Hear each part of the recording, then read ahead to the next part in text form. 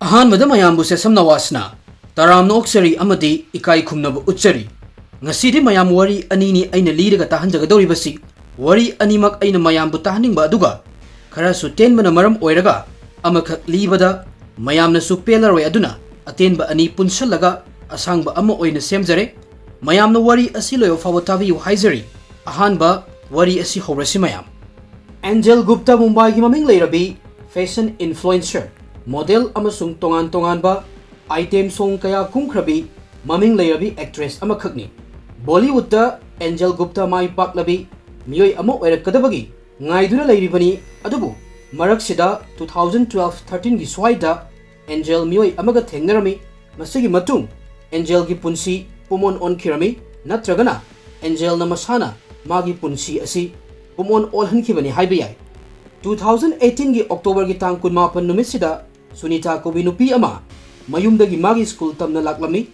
Sunita Primary School gi oza amani mahangna oza oiriba school asi Sonipat ki Firozpur hairiba mafam asida lay adubu Sunita na Sonipat Police Station asi lanthorak aba matung mahangna thoduna lakliba gari asiga punna akiba thodok ama thoklami nakan yet oida lambi chatliba miyoi singda gari asi accident to haina khalami amadi gari asida yauriba nupi asi fazana thina sokpasu urami miyoi amana mana tharukliba gari adu khamduna Sunita bu yamna thuna manak nakpada leiba hospital amada purami Sunita gi masada asok mafum kaya ama yaurami amasum isu lepa leitana asokpa sing adudagi thoraklami hospital yauraba matung mafum kaya ama khangmangamlami Ahenbada Sunita asokpa na maram oiraga hospital da sirami ani subada Sunita gi gari asi accident thokpa sukman malamde gari da accident ki dak amata lairamde lambi gi mayaida gari asi khamduna lairami adubu Sunita da nongmai maru ahum palami Sunita bu kanana hatkibano Sunita ga karamba miyoiga yekna baleibagi mahakpu minungsi leitana lambi gi mayaida nongmai na kaptuna hatlibano thodoksi gi matangda Sunita gi mapureba manjit da pau yorami manjit amadi Sunita Delhi gi Dwarka hairiba mafamsida masagi yumda lairami Sunita da thokliba thodok asi ururaga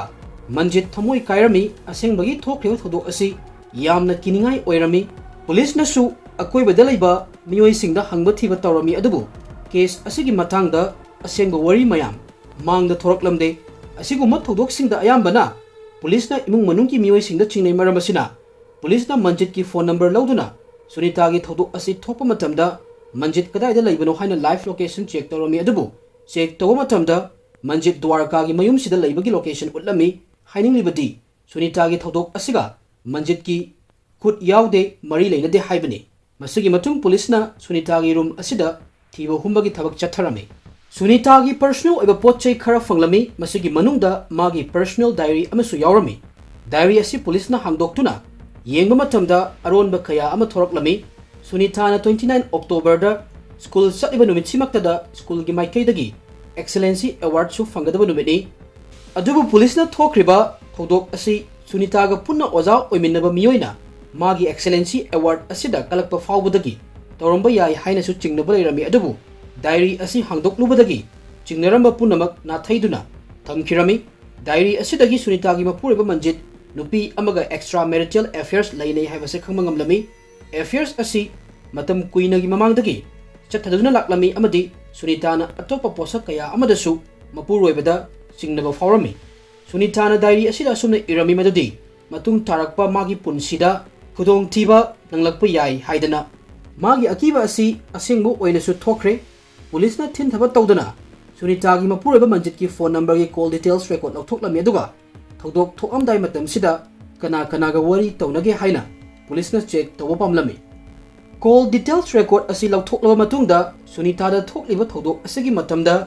phone number amada magi nupa manjit na yamna toina wari sabagi record fanglami phone number asi Sasi Prabha ko binupi amagi number oirami Sasi Prabha hairi binupi asi atai kana sunate wari gi haurakpada aina haijakhiba Angel Gupta kobi actress nupi aduni magi asimba maming Sasi Prabha ko adubu Bollywood industry da laklaba matung maming asi mahakna hongdoktuna khara fancy oiba mi na kawbada sulaigedaba Angel Gupta da onthokibani adubu film industry gi nupi amana manjit kumbanupa amaga lainariba mari se karino karigidamak makoi ani pulaga Sunita bu hatna bu hotna kribano khaminasi Angel Guptana Mumbai da maming kana lekhalakpa matam 2012 ki swaidagi wari asigi hawrakfam oirami modeling gi lamdasu maming fazana leirami film khara dasu item song da act torami film sing asigi manungda Sakti Kapoor ga punna act tobusu yaurami mitmang maktada afawi maming leibi haibadu oirami adabu masigi matung Angel gi punsi khongsatchida laikha tarakpa matam amalaklami Bollywood industry da magi channafam leraklamde Tabak Kaika Taunaba Jaga Amata Fanglamde, Madam Sida, Manjit Haibunupa Sisu, aspiring actor Amakakni Haibadi, acting Gilam Sida, Mahaksu Afawa Mui Amakak, Oining Muini, Maramasina Mahak Mumbai, Yamna Toina, Chatok Chasintowi, Madam Sida, Makoi Ani Mumbai Club Amada Tengna Kibani, Makoi Ani na Tengna Matam Sida, Club Manunda, Angel Nupa Karaga, Isu Karalerami Amadi, Manjit Namakoi Isu as a soap to Birame. Numit asida Angel amadi Manjit yamna kuina wari saduna leirami amadi masigi matung phone number su pinarami wari watai toina torami matam sida Manjit mayum makai palaba nupa amakhakni adubu hojik su mahak Mumbai chatpati lepte magi nupida property gi thabak khara lei haiduna toina adu Mumbai da chatli nakal amaromdana Angel su Mumbai da Bollywood industry dagi thabak inkhang amata fangjalaktrabaduda mahak su Delhi da oina shift toroklame Manjit na Delhi gi Rani Bagh hairiba mafam sida flat ama lauduna Angel Gupta vule helami Manjit na maki nupi Sunita da marakta tabak khara lei haiduna yumdagi hek tholaktuna Angel ga thengnei Sunita bu nongmai na kaptuna hat iba numit 29 October sigi numit marini gi mamang haibadi 25 October si karwa chot hairiba numit sini Angel na Manjit ta magi manakta laknaba yamna kanna hairami adubu Manjit hairiba numit sida yumdagi mapan Toklagadi, Magi Nupi Sunita na Magi affair se soidana, Fakrani Haibase Kanglami Maramasina, Makoi ani video call da, phone da handati Karwachot se Sunita gi Aruiba, Karwachoni, Matung Tarakpada, Lakadaba Karwachot ki Kumai asi, Manjit na Angel Gapang Tukladoni Haibana Chingba, Wari Watai Toduna, Plan Kayama Taurami, Maraksida, Wapam Amaka Karwachot Haibasi, Kangdaba Miyoi sing damakta explain Machamatang Tozarange, Haiba Kumai asi, Hindu lighting chat miyoi singini numit asi laktrikan mangjona mayum makai palabi mausing chara henduna lai khurumdana mapuroi bagi punsi sangna leinaba isora thoni jai aduga numidangi matamda tha urba matamda nupi singna magi mapuroi bagi maithong yengjai aduga moigi chara henba adu thugai sumai tawdana hairiba karwachot numit asi Manjit na Angel da handakti Sunita ga oina pangthoklagi haiduna convince tawrame Adubu Karwachot lakadaba numit nini ki mamangda Sunita hatnaba plan loinama makoi ani na tawduna loirami makoi ani gi plan sida Sunita bu Karwachot numit simaktada hatpani adubu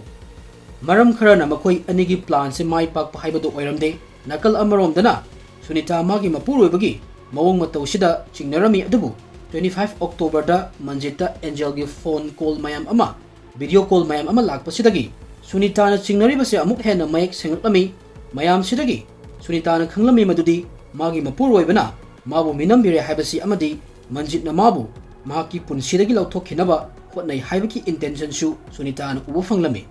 maram asina wafam mayam asi mahakna diary da isinba hawrami Angel Gupta na mapani haiba nupa ama lay maming na Sanjib Gupta kawi mahaksu Angel ga punna leminarami report kaya amagi matung inna Manjit na Mumbai da Angel unaba chatpasida moy gi career da fail oirabi actress kaya ama thengnarami Manjit amadi Angel na pullaga makoi mayam asiga hakchang yonduna paisa tanbagi business su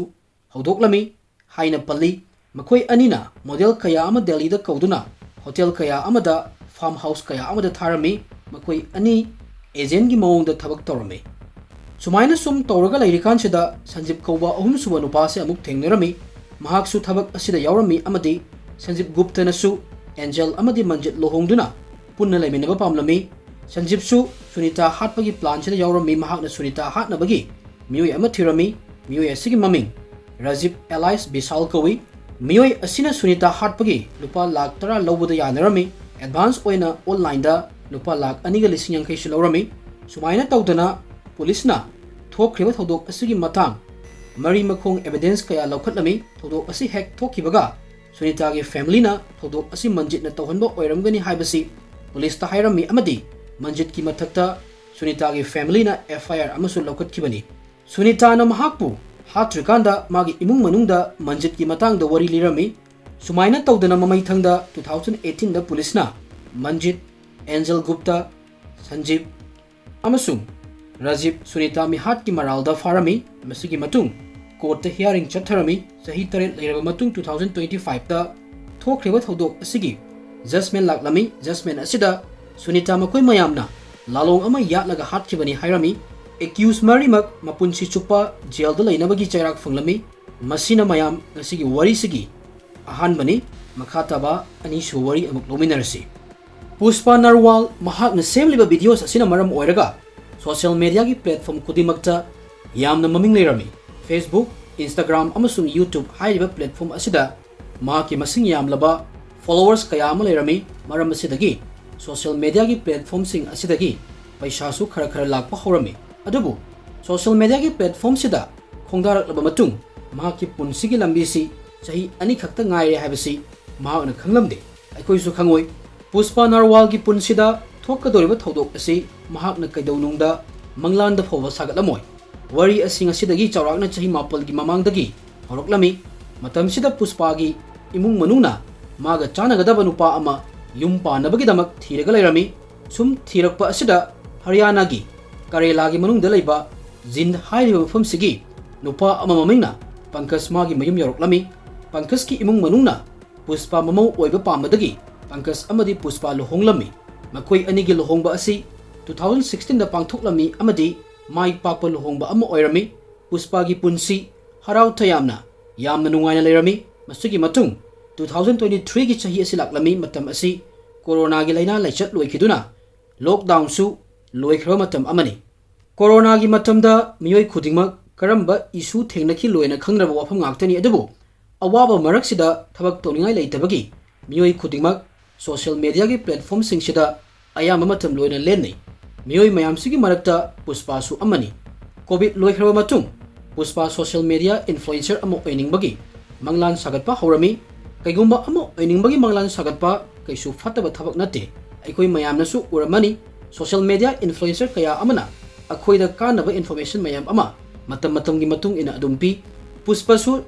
local influencer sing uraga maksu content creator amo oininglami Haryana da leiba miyoi singi haibadi Haryan bida acting toba drama toba horami 2023 da Puspana magi YouTube channel hangduna Haryan bida acting toduna video thagatpa horami masigi sumathakta Facebook ta Instagram da isagi reel semaga upload torami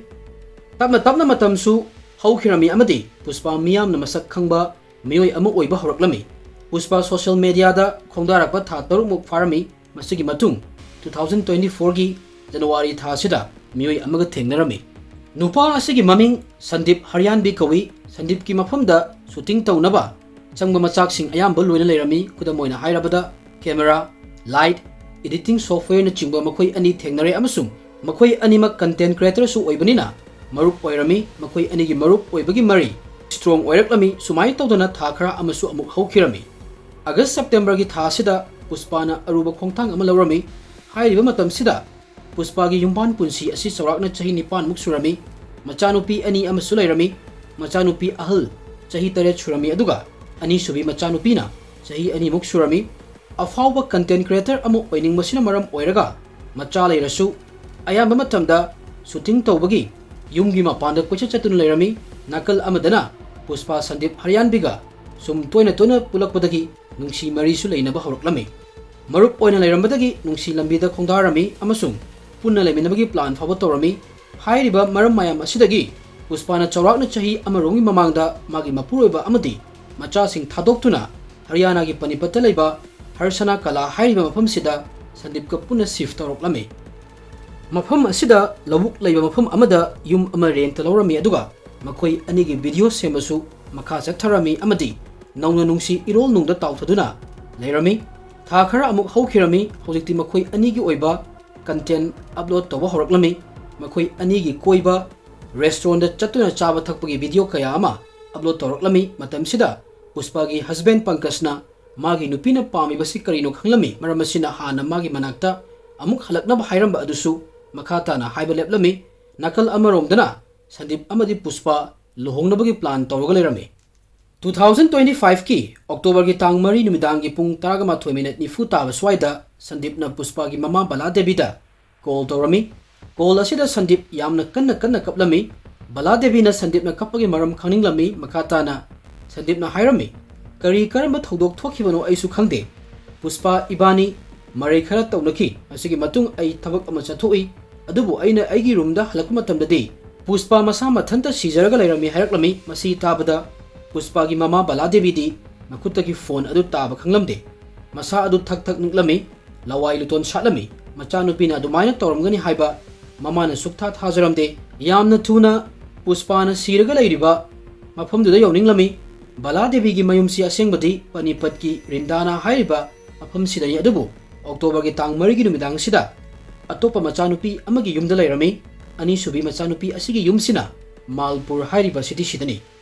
adubu machanupi Puspa gi manakta chatnaba by any means tawraga thorang tawrami October gi tang 5 gi ayuk anganba chawrakna pung ahum swaida harsana kalada laiba machanupi gi room da yoroklami machanupi Puspa floor mathakta lairami mangakta thori gi saruk khara kiraga lairami aduga saruk khara amana ceiling fan da yawrog lairami phibam asi yengbada yamna thamoi kainingai oirami adubu Bala Devi na araiba thona lingjen putoktuna masa adu fatharami amadi Police da call tawduna wari punamak lirami police su kudakta thudok thokhumda laklami moigi tawgdaba mathawsing tawba loiduna Puspa gi asiba hakchang postmortem gi damak thakirami hojiksu Bala Devi machanupi Puspa gi thodok asi thasba ngamdri machanupi gi thokriba thodok asigi asengba achumba karino khanglami adubu thokriba thodok asigi matangda Sandip ti suksoi soidana khanglamgani haina Bala Devi na khalami amasung machanupi Puspa gi misi asigi matangda Sandip ta chingnarami adubu Sandip na Puspa karigi hatawribano mahakti Puspa ga yamna nungaina nungsina lairibani amasung makoi ani ikui kuidana luhongadorabani nakal amaromda Puspa gi postmortem pangthoktuna lairami nakal amaromdana Puspa gi mama Bala Devi na October gi tang 5 gi ayukta Sonipat laiba Sadar Police Station da chatlami mafam sida Sandip ki mathakta FIR ama laukhatlami Puspa gi mama na